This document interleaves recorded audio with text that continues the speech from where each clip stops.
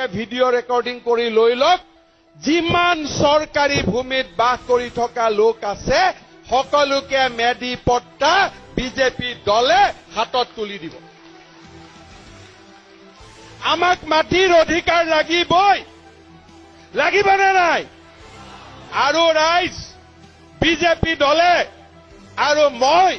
আপোনালোকক প্ৰতিশ্ৰুতি দিছো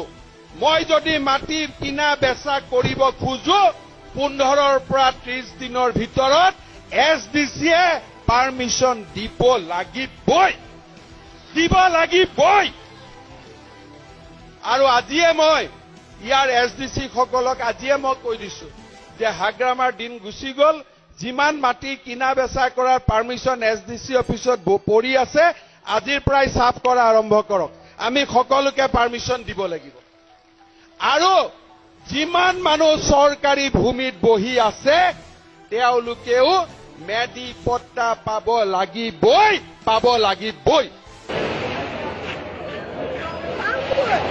ইতিয়াতে আহিব নিদিবাচোন আমাৰ বস্তু খালি কৰা হোৱা নাই 10 মিনিট মান দেৰিকে